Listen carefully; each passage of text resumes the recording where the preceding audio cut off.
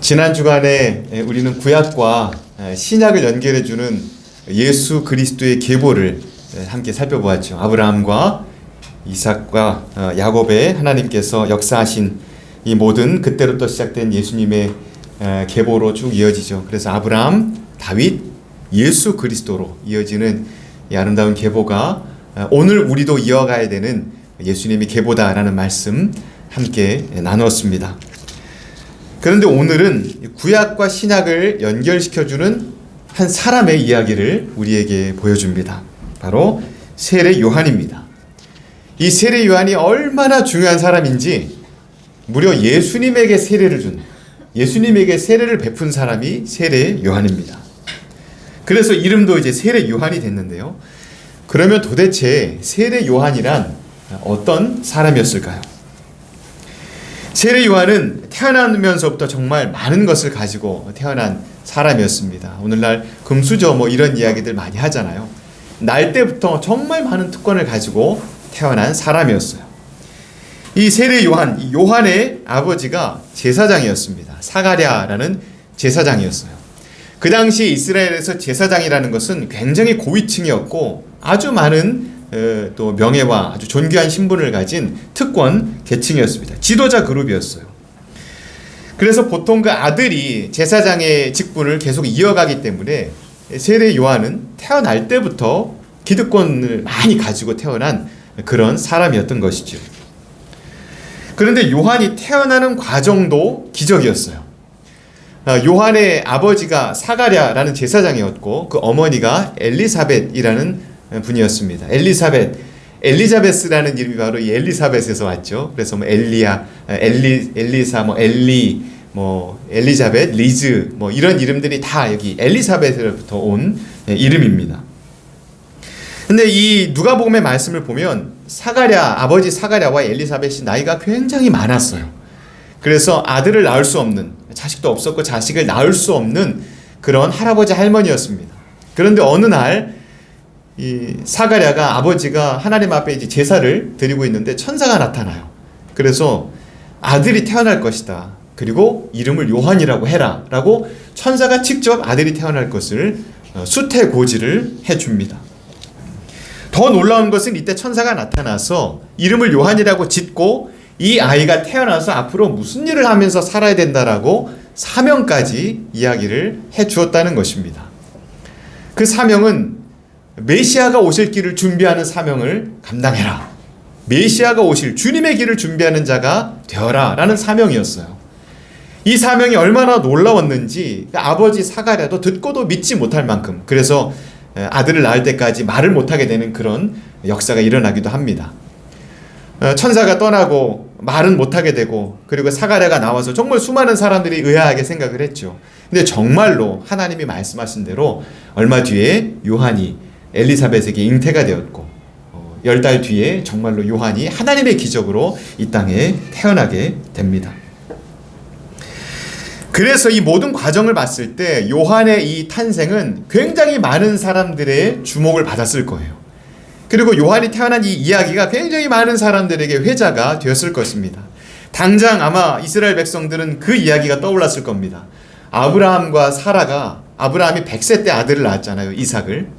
하나님의 기적으로 아이를 낳을 수 없는 부부가 아이를 낳았던 그 믿음의 조상의 아브라함의 이야기 떠올렸을 겁니다. 그러니 천사가 계시해주고 하나님의 기적이고 또 지도자 그룹이고 태어남과 동시에 얼마나 많은 주목과 또 얼마나 많은 사람들의 기대를 받았겠습니까? 아마 지도자 그룹에서도 이 요한을 주목해 봤을 거예요. 그리고 백성들도 기적으로 태어난 아이 하면서 굉장히 이 요한을 어렸을 때부터 지켜보았을 겁니다. 그래서 이 세례 요한은 어렸을 때부터 자기의 사명이 무엇인가를 알고 자랐어요. 마음속에. 그 아버지와 어머니가 이 어렸을 때부터 자신의 사명, 그리고 천사가 와서 전해준 이야기들 얼마나 많이 이야기를 해줬겠습니까? 끊임없이 들었을 겁니다. 그래서 성경의 누가복음을 보면 요한이 어렸을 때부터 성령이 충만한 아이였었고 어렸을 때부터 굉장히 그 결심이 굳은 아이였다고 기록하고 있어요. 그래서 요한이 정말 어렸을 때부터 광야에서 자랐다라고 성경이 기록합니다. 또래 아이들이 동네에서 친구들하고 아침에 이렇게 놀고 그럴 때 이 요한은 정말 어렸을 때부터 혼자서 빈 들판에 나가서 살았던 거예요.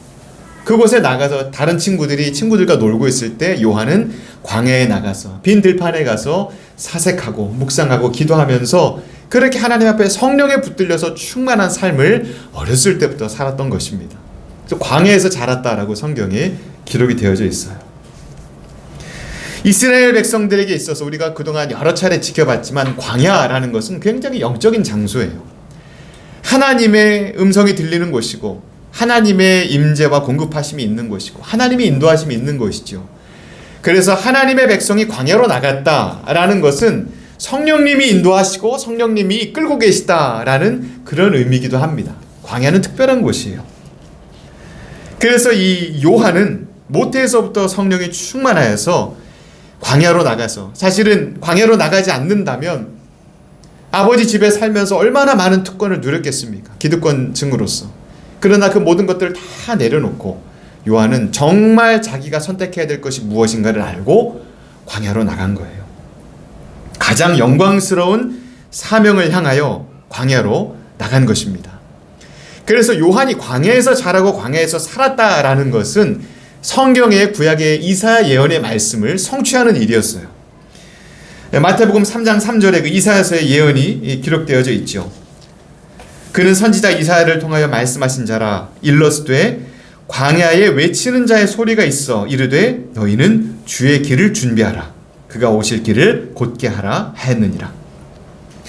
요한은 이 하나님의 말씀을 자신을 통해 이루신다는 하나님의 뜻을 알았습니다. 그래서 이 거룩한 사명을 향해 자신이 가진 모든 것을 다 내려놓고 광야로 나아갔어요.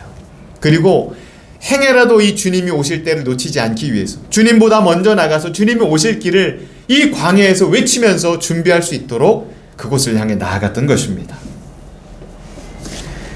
주님이 오실 길, 메시아께서 오실 길, 구원자가 오실 길을 예비하며 기대하며 기도하며 광야에서 지내던 어느 날 요한이 30세쯤 되었을 무렵에 드디어 요한이 본격적인 사명을 시작하게 됩니다. 그 사명의 시작이 바로 오늘 1절과 2절 말씀이에요. 1절과 2절 말씀을 같이 한번 읽어볼까요? 그때에 세례 요한이 이르러 유대 광야에서 전파하여 말하되 회개하라 천국이 가까이 왔느니라 하였으니, 요한의 광야에서 외치는 자의 소리의 가장 첫 번째 외침은 회개하라 천국이 가까이 왔다 라는 선언이었습니다. 회개하라 천국이 가까이 왔다, 이 두 가지였어요. 여기 천국이라는 것은 말 그대로 하늘나라, 하나님의 나라를 의미하죠. 하나님의 나라는 누가 다스리십니까? 하나님이 다스리십니다. 그래서 천국이 가까이 왔다라는 뜻은 무엇을 의미하냐면 하나님의 나라를 다스리시는 통치자께서 이제 그 권세와 능력을 가지고 곧 오신다, 메시아가 곧 오신다, 하나님의 나라의 통치자가 곧 오신다라는 그런 말씀이에요. 천국이 가까이 왔다라는 말씀, 구세주가 곧 오신다라는 말씀입니다. 그러면 그 나라가 오는데 회개하라라는 것은 무슨 상관이 있겠습니까? 거룩하신 하나님의 거룩한 나라가 이제 세워질 것이니 이제 백성들 모두 자기 죄를 다 고백하고 깨끗하고 정결하게 해서 하나님의 거룩한 백성이 될 수 있도록 거룩하게 준비해라 라는 말씀이에요. 그러므로 오늘 요한의 선포는 회개하라 천국이 가까이 왔느니라, 이 말씀은 무슨 의미냐면 이제 곧 메시아께서 오실 것이니 너희 모든 백성들은 회개하고 거룩한 백성이 되어서 오실 구세주를 영접해라 라는 그런 말씀입니다. 준비하고 맞이하라 라는 뜻이에요. 이 메시지가 광야에서 이제 선포되었을 때에 그동안에 정말 주목해왔던 수많은 사람들, 이 범상치 않았던 정말 어렸을 때부터 광야에서 지내면서 자랐던 그 요한을 주목하고 있었던 지도자 계급들 그리고 백성들이 얼마나 놀랐겠어요. 심지어 7절을 보면 이스라엘의 최고 권력자들이었던 바리새인들과 사두개인들, 이들은 최고위층이었습니다. 바리새인과 사두개인들이 많은 그들이 요한을 찾아왔다라고 기록해요. 얼마나 이 요한이 영향력이 있었는가, 그리고 얼마나 많은 사람들이 요한이 뭐라고 말하는지 무엇을 선포하는지를 기다리고 있었는가 우리가 알 수 있죠. 굉장한 영적 지도력과 영향력을 요한은 가지고 있었던 것입니다. 그런데 요한이 메시아가 오신다라는 이 선포, 그러니 너희 회개하고 준비해라라는 이 선포가 얼마나 이 백성들에게 마음속에 각인이 되었는지 그 이유를 살펴보면 그 당시 사회적인 배경 때문이기도 했어요. 이때에 요한이 선포할 때에 그 당시 이스라엘은 로마 제국의 식민지였습니다. 그리고 이 식민지 전체를 통치했던 총독이 누구였냐면 우리가 잘 아는 빌라도였어요. 근데 빌라도는 굉장히 잔인하고 잔혹한 사람이었습니다. 그래서 이 빌라도가 부임하고 난 이후에 이스라엘 백성들의 고통이 점점 더 심해졌어요. 점점 더 심해지면서 반란도 많이 일어나고, 그래서 정말 많은 사람들이 잔인하게 살해를 당하고 죽임을 당하기도 했습니다. 압제가 더 심해지니까 백성들이 너무 고통스러웠던 거죠. 그래서 이 백성들의 마음속에 간절하게 정치적이면서 종교적인 어떤 답을 좀 하나님이 주시기를, 그리고 이 문제들을 좀 해결해 주시기를 간절히 열망하는 그런 마음속의 소망이 백성들 가운데 있었습니다. 그때에 그 고통 속에 신음하던 백성들에게 이 선언이 선포가 된 거예요. 드디어 너희가 기다리던 메시아가 드디어 이제 곧 오신다. 그러니 준비해라. 너희가 회개해라. 지금 너희 눈앞에 오실 거다. 너희가 회개하고 맞이해야 돼. 이제 메시아께서 오신다라는 그 선포를 들었을 때 악을 처단하고 정말 이 민족을 구원하신다라는 이 구원자 메시아가 오셔서 우리를 구원해 주신데 이 압제로부터 이 소식이 들려졌을 때 백성들이 얼마나 기뻐하면서 소망이 있었겠습니까? 그래서 백성들이 앞다투어 달려간 겁니다. 요한에게. 수많은 백성들이 모여듭니다. 오늘 말씀에도 같이 읽었죠. 많은 백성들이 회개하고 죄 사함을 받아서 이제 곧 오실 그 하나님의 나라 백성이 되기 위해 준비하려고, 그 메시아를 맞이하려고 요한 앞으로 나아갔습니다. 수많은 사람들이 몰려들어요. 구름대처럼 몰려듭니다. 각양각층에 정말 평민으로부터 정말 최고위층까지 수많은 사람들이 몰려듭니다. 그러자 요한이 몰려든 그 사람들에게 아주 특별한 예식을 하나 베풀어요. 5절과 6절에 기록되어 있습니다. 이때 예루살렘과 온 유대와 요단강 사방에서 다 그에게 나와 자기들의 죄를 자복하고 요단강에서 그에게 세례를 받더니, 세례를 베풉니다. 바로 세례가 몰려든 모든 수많은 사람들에게 요한이 베풀었던 예식이었어요. 세례는 오늘날도 우리가 익숙하죠. 오늘날의 세례는 좀 간소화가 됐습니다. 그래서 우리가 물을 떠서 이제 세례받는 자의 위에 이제 머리 위에 물을 이제 붓는다기보다 이제 뿌리면서 이제 씻겨진다라는 것을 우리가 상징적으로 좀 나타내지만, 당시의 세례는 몸 전체가 물속에 잠기는 세례였습니다. 그래서 요단강에서 그 강물 속에 몸 전체가 완전히 잠겼다가 일어나는 형식의 예식이었어요. 마치 목욕을 하는 것처럼 그렇게 온몸이 씻겨진다. 그래서 목욕하는 것처럼 온 몸의 모든 죄가 다 씻겨진다라는 그런 상징을 가진 것이 그 당시의 세례였습니다.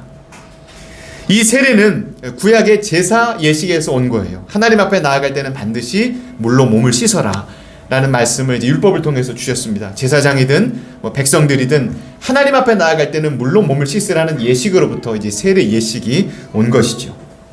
이처럼 세례를 받는다라는 것은 회개한 사람이 회개했기 때문에 이 죄가 깨끗하게 씻김을 받는다라는 그런 상징적인 의미를 가진 예식이었던 것입니다.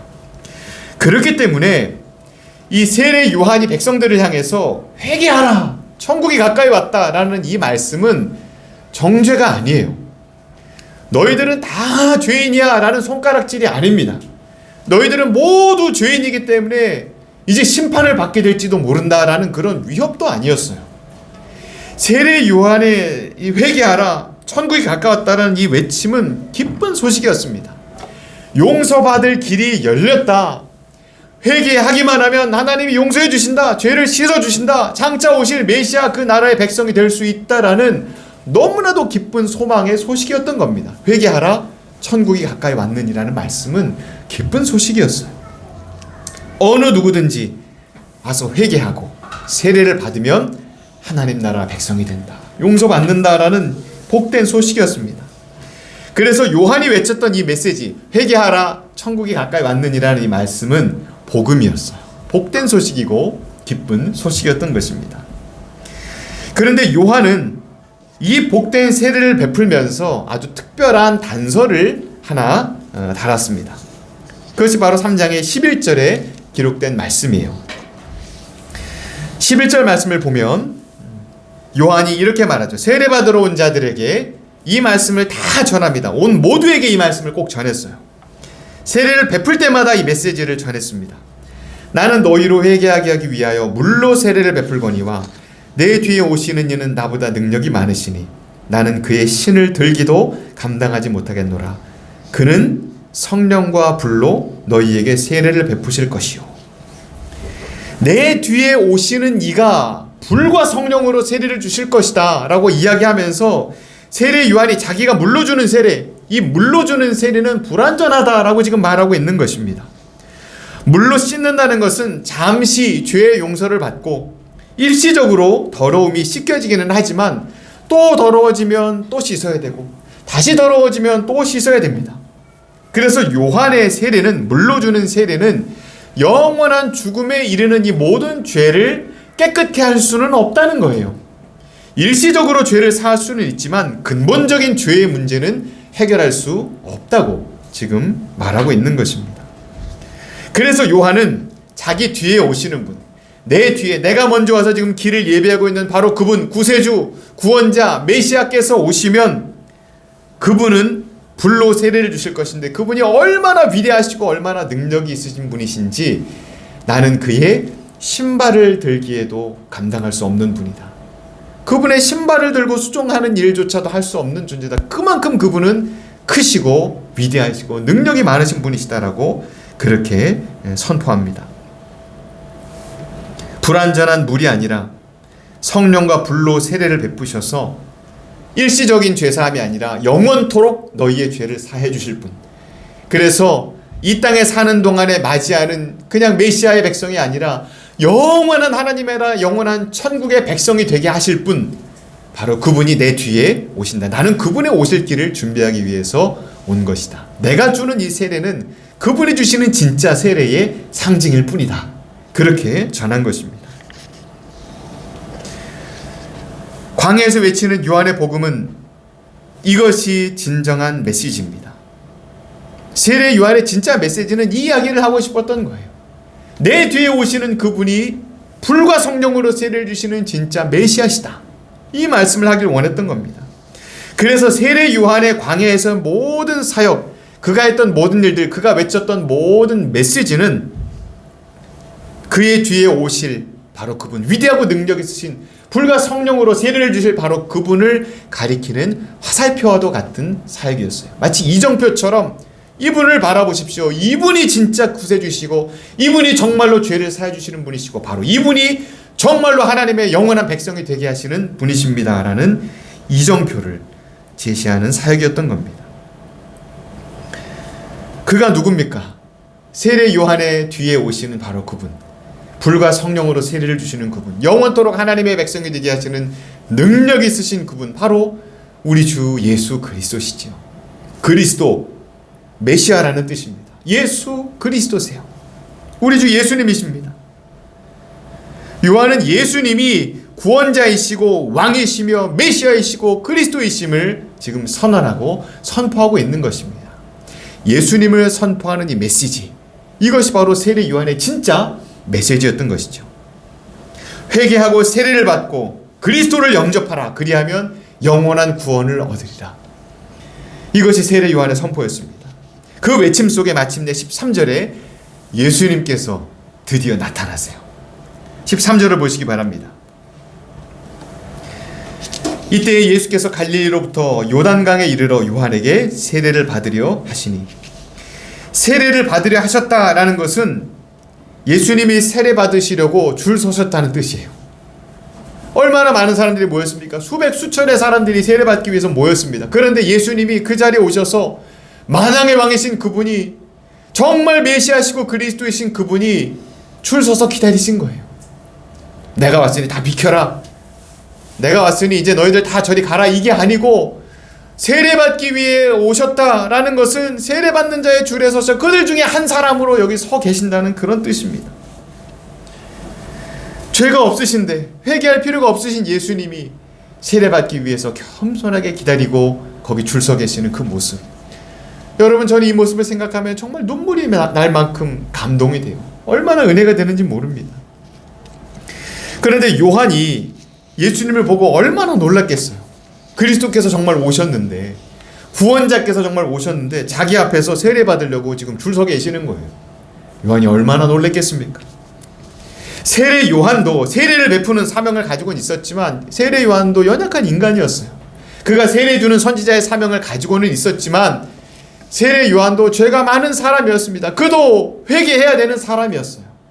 그래서 세례를 받는다면 요한도 예수님께 세례를 받아야죠. 그런데 도리어 죄인된 자신의 손에 예수님께서 머리를 숙여 세례를 받겠다고 오시니 요한이 얼마나 놀래고 얼마나 마음속에 부담이 되겠습니까?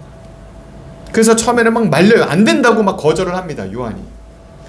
요한이 더더욱 그럴 수밖에 없었던 이유는 우리 예수님께는 세례받을 아무런 이유가 없었기 때문입니다. 왜냐하면 죄 지은 자들이 회개하고 받는 것이 세례예요.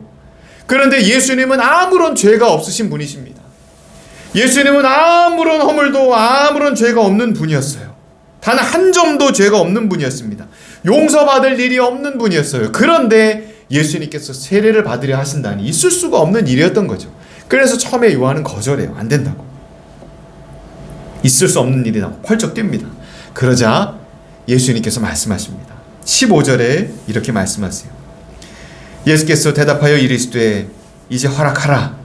우리가 이와 같이 하여 모든 의를 이루는 것이 합당하니라 하시니 이에 요한이 허락하는지라. 예수님이 요한의 허락을 받습니다. 그리고 요한이 허락해요. 허락하라. 그런데 이 말씀은 정말 신비로운 말씀입니다. 예수님께서 죄가 없으신데도 다른 인간과 거기 줄 서 있는 용서받아야 되는 수많은 죄인들과 똑같은 모습으로 똑같은 인간으로 세례를 받으신다라는 것은 무엇을 의미하냐면 예수님이 바로 우리와 똑같은 인간이시다라는 것을 보여주시는 거예요. 똑같은 죄인의 모습으로 똑같은 인간의 모습으로 이 땅에 우리의 죄를 사하기 위해서 오셨다라는 것을 세례를 받으심으로 보여주시는 것입니다. 그리고 죄가 없으신 분이 용서받을 일이 없는데도 죄사함의 세례를 받으신다는 것은 장차 우리 예수님께서 인류의 모든 죄를 다 가지시고 인류의 모든 죄를 다 품고 그 죄를 가지고 주님께서 우리를 대신해서 죽으실 것이다 라는 것을 상징적으로 보여주시는 것이기도 해요. 예수님이 인간으로 이 땅에 오셨다라는 것을 보여주는 것입니다. 그런데 우리 예수님의 말씀에는 그보다 더 깊고 놀라운 뜻이 새겨져 있어요. 여러분이 15절의 말씀에서 가장 신비로운 단어를 뽑는다면 어떤 단어를 뽑을 수 있을까요? 예수께서 대답하여 이르시되 이제 허락하라. 우리가 이와 같이 하여 모든 의를 이루는 것이 합당하니라. 이에 요한이 허락하는지라. 어떤 단어가 가장 신비로운 단어이겠습니까? 바로 우리가 라는 단어예요. 너무나도 신비롭고 놀라운 단어입니다. 너무나 은혜로운 단어예요. 이 우리가라는 말씀이 무엇을 의미합니까? 하나님께서 우리 예수님께서 우리가 함께 의를 이루자라고 말씀하시죠. 하나님의 의를 이루고 하나님의 뜻을 이루고 하나님의 계획을 완성시키자라고 말씀하십니다. 이 하나님의 의는 무엇을 의미하냐면 메시아가 오셔서 인류를 구원하시고 그 모든 백성들을 의롭게 하셔서 하나님의 백성이 되게 하는 것. 그 하나님의 계획. 한마디로 백성들을 구원하는 것. 백성들을 하나님께로 돌아오게 하는 이것이 바로 하나님의 의예요. 한마디로 메시아 구원의 역사를 이루신다는 것입니다. 그런데 메시아의 이 구원자의 구원을 누구와 누구가 함께 이루시겠다고 하시는 겁니까? 하나님이신 예수님과 인간인 세례 요한이 하나님의 구원의 역사를 함께 이루자라고 말씀하시는 거예요. 하나님과 인간이 구원의 역사를 함께 이루시겠다라고 지금 말씀하고 계시는 것입니다. 전능하신 하나님은 누구의 도움도 없이 구원의 역사를 이루실 수 있는 분이십니다. 주님은 능히 그렇게 하실 수 있습니다. 하나님은 하실 수 있어요. 하나님 홀로 하실 수 있습니다. 그런데 우리 예수님께서는 온 세상을 구원하는 이 구원의 사역을 인간 요한과 함께 하시겠다는 거예요. 그의 세례와 함께 하시겠다는 것입니다. 함께 이루시겠다는 것입니다. 놀랍게도 요한의 이 세례가 없이는 하나님의 구원의 역사를 시작하지 않으시겠다는 거예요. 요한이 이 세례를 베풀 때 비로소 하나님의 구원의 역사를 시작하시겠다라고 말씀하시는 것입니다. 정말 놀라운 말씀이에요. 하나님의 구원을 인간과 함께 시작하시겠다고 지금 말씀하시는 것입니다. 이 말씀을 듣고서야 요한이 깨달았어요. 그리고 하나님의 구원의 그 크고 원대한 계획을 깨달은 뒤에야 알겠습니다. 제가 주님께 세례를 베풀겠습니다라고 허락합니다. 여러분, 놀라운 일이죠. 사람이 하나님 머리에 세례를 준다니 얼마나 놀라운 일입니까? 인간이 되신 우리 예수님께 요한이 드디어 세례를 베풉니다. 요단강 물속에 다른 사람과 똑같이 물속에 잠기셨다가 물 위로 올라오십니다. 세례를 베풉니다. 그런데 바로 그 순간에 요한이 생각지도 못했고 상상하지도 못했던 놀라운 역사가 일어나요. 전혀 예상하지 못했던 일이 일어납니다. 바로 16절과 17절의 말씀입니다. 같이 한번 읽어볼까요? 16절과 17절. 예수께서 세례를 받으시고 곧 물에서 올라오실새 하늘이 열리고 하나님의 성령이 비둘기같이 내려 자기 위에 임하심을 보시더니 하늘로부터 소리가 있어 말씀하시되 이는 내 사랑하는 아들이요 내 기뻐하는 자라 하시니라. 여러분, 너무나도 아름다운 장면입니다. 너무나 아름다운, 정말 한 폭의 그림 같은 장면이에요. 예수님 위에 성령이 임하십니다. 그리고 하늘이 열리고 하나님의 음성이 들려옵니다. 여러분, 너무 아름다운 한 폭의 그림 같죠? 정말 이 장면에 성삼위 하나님이 다 나타나십니다. 예수님과 성령님과 하나님 아버지께서 한 자리에 나타나세요. 여러분, 그런데 이 역사가, 이 놀라운 역사가 무엇으로 나타났습니까? 요한이 세례를 베풀 때, 그때 이 역사가 일어났어요. 성삼위 하나님이 한 자리에서 영광을 받으시고 나타나시는 역사가 요한이 세례를 베풀 때 일어났다는 것입니다. 이 아름답고 놀라운 장면은 그저 명화의 벽에 걸려있는 그림처럼 어느 한 시점의 역사 속에 그냥 고정된 사건이 아니에요. 한 번 일어난 단회적인 사건이 아닙니다. 요한이 세례를 베풀 때 성삼위 하나님이 역사하신 이 성령의 역사는 성령이 임하시고 하나님의 자녀가 되는 이 놀라운 구원의 역사가 이때뿐만 아니라 앞으로도 영원히 계속해서 일어난다라는 것을 우리에게 보여주십니다. 이 역사가 거룩한 역사의 첫 번째 장면이라는 것을 우리에게 보여주시는 거예요. 예수님의 이름으로 회개하고 세례받는 모든 사람들에게 일어날 일을 오늘 이 자리에서 보여주신 것입니다.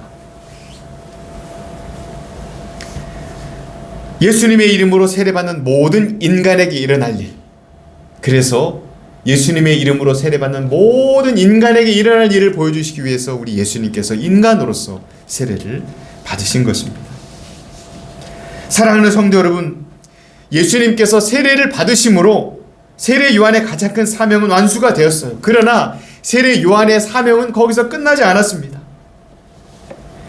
예수님의 생애를 기록한 4개의 복음서, 마태, 마가, 누가, 요한, 모두 무슨 이야기로 시작되냐면 세례 요한의 이야기로 시작돼요. 복음서에 따라서 기록된 이야기도 있고 기록되지 않은 이야기들도 있지요.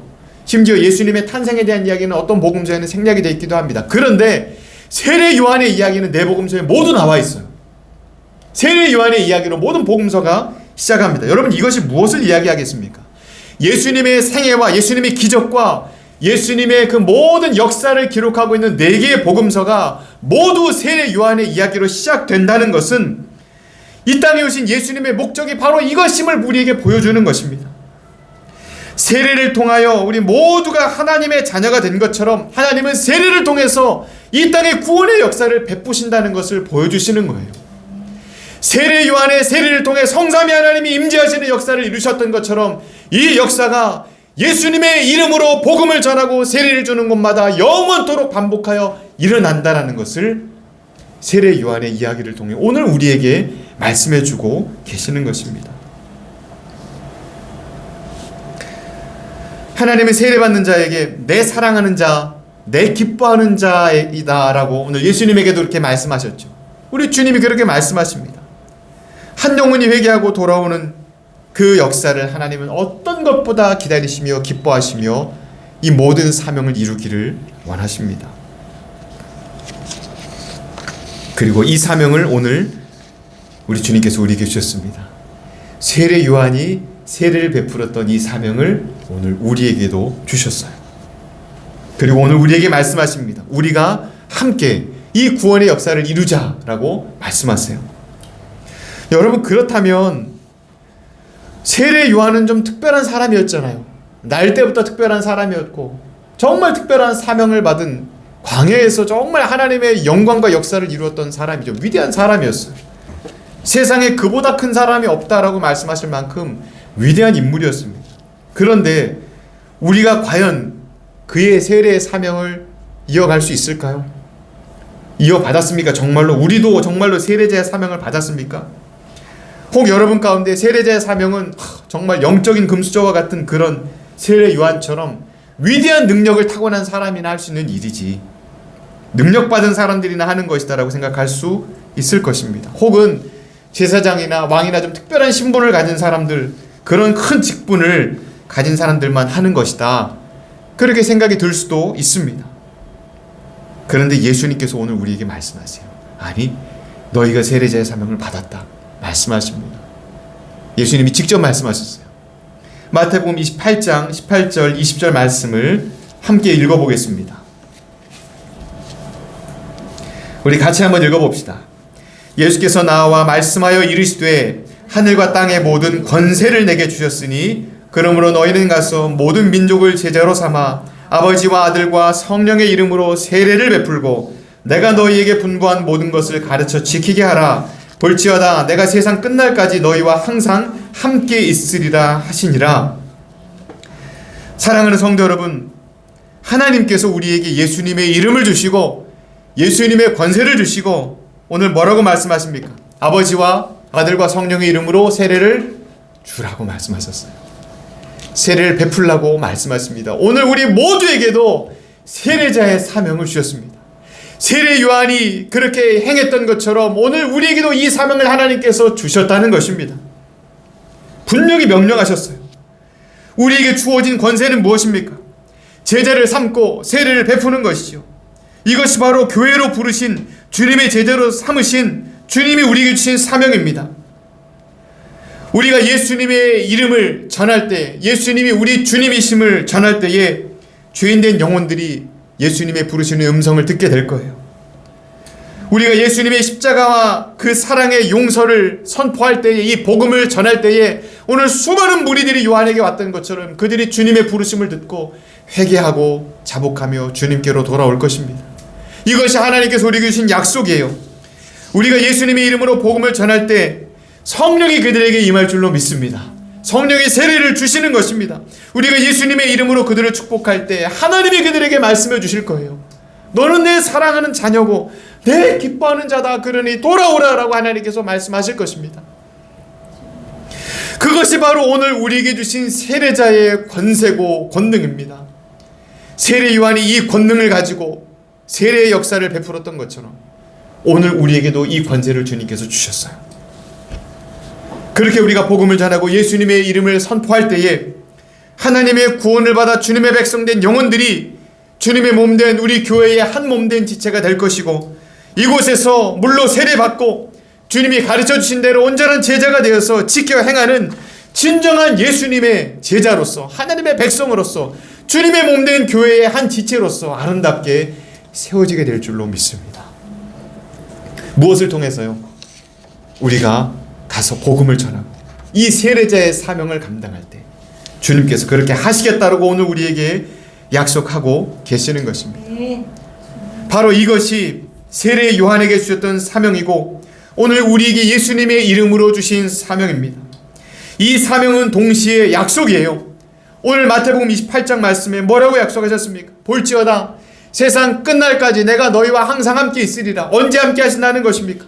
예수님의 이름으로 복음을 전하고 세례를 베풀고 그들에게 예수님의 이름을 전하고 복된 소식을 전하고 가르쳐 지키게 하고 제자를 삼는, 그들을 초청하고 주님 앞으로 인도하는 이 사명 감당할 때 주님 함께 하신다, 영원히 함께 하신다라고 약속하십니다. 여러분들이 마음속에 꿈을 품고 어떤 영혼들을 하나님께 인도할까 기도하는 그 순간에 주님이 함께 하세요. 그들에게 할 말을 주시옵소서라고 기도할 때 주님이 할 말을 주십니다. 그들을 청하고 부를 때 우리 예수님께로 한번 가자.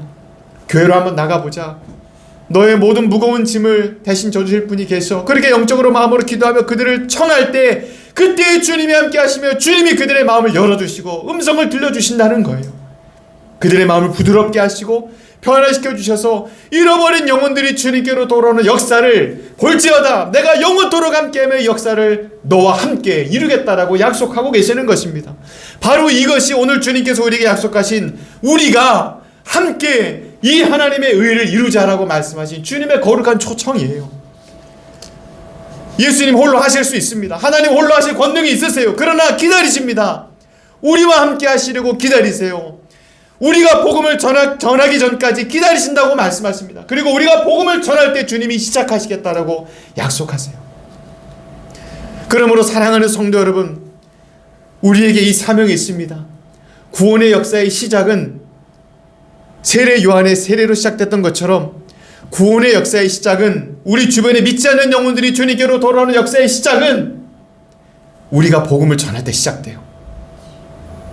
복음을 전하는 그 일은 우리가 그 영혼을 놓고 기도하는 것으로부터 시작이 되죠. 사랑하는 성도 여러분, 하나님께서 오늘 우리를 부르십니다. 우리가 함께 이 의를 이루자라고 우리를 부르고 계십니다. 이 복음으로 이 사명을 가지고 이 능력을 가지고 이 권세를 가지고 복음을 전해야 되는 그 사명은 오늘 우리도 예수 그리스도의 계보를 계속하여 이어져 가야 하는, 그리고 이어가야 하는, 예수님의 이름으로 주님의 거룩한 계보로 들어오게 하는 이 사명을 여전히 우리는 가지고 이 땅을 살아가기 때문입니다. 오늘 세례 요한의 사명은 그의 모든 삶과 사명이 예수님을 향하여 가리키는 화살표였어요. 그리고 이정표였습니다. 저분께로 가면 영원히 산다. 그러니 저분께로 가야 된다. 예수님을 전하고 선포하는 화살표의 삶을 살았습니다. 오늘 이 땅을 살아가는 우리도 그 화살표의 삶을 살아가야 될 줄로 믿습니다. 그래서 우리가 복음을 전할 때 이끄시는 하나님의 성령의 능력으로 우리의 복음 전함으로 영혼들이 예수님을 향하여 나아가는 구원의 역사 주님께서 이루실 것을 믿습니다. 이 권세를 우리에게 주셨고 권세와 함께 사명을 주셨고 사명과 함께 약속을 주셨습니다. 그리고 주님은 오늘 기다리고 계십니다. 이 자리에 나올 귀한 영혼들 어떻게 인도할까? 오늘 우리가 복음을 전할 때 그 역사가 시작이 됩니다. 주님이 오늘 우리에게 말씀하십니다. 우리가 이와 같이 하여 모든 의를 이루는 것이 합당하니라. 우리가 함께 이루자 말씀하십니다. 오늘 세례 요한의 사명을 받은 여러분, 예수님의 이름으로 먼저 구원받고 먼저 세례받고 먼저 하나님의 백성이 된 여러분, 이제 예수님의 마음과 예수님의 눈으로, 그리고 세례 요한의 그 사명의 눈으로 여러분 주변을 한번 둘러보시기 바랍니다. 여러분 주변에 믿지 않는 영혼들, 혹은 믿었지만 믿음이 약해진 영혼들, 혹은 잘 믿다가 지금은 멀리 떠나가서 좀 헤매이고 있는 영혼들, 힘들어하고 있는 영혼들, 길을 찾지 못하고 있는 영혼들, 여러분 예수님의 마음으로 예수님의 눈으로 여러분 돌아보시기 바랍니다. 하나님 기다리고 계세요. 그들이 돌아오기를. 그리고 그들이 돌아오는 첫 걸음은 우리가 함께 시작하자라고 오늘 우리를 부르고 계십니다. 주님의 이 부르심이 약속인 것을 잊지 마십시오. 우리가 시작하면 하나님이 하십니다. 우리가 시작하면 하나님이 구원하세요. 구원 하나님이 하십니다. 우리는 그저 화살표가 되어서 예수님을 가리키고 청하기만 하면 됩니다. 성령을 주시고 권세를 주신 주님께서 우리와 함께 하십니다. 이 놀라운 구원의 역사를 예수님과 함께 우리 주변에 잃어버린 영혼들을 향하여 담대하게 나아가서 전하고 주님과 함께 구원의 역사를 이루어가는 여러분 모두가 되시기를 존귀하신 주님의 이름으로 축원합니다. 아멘.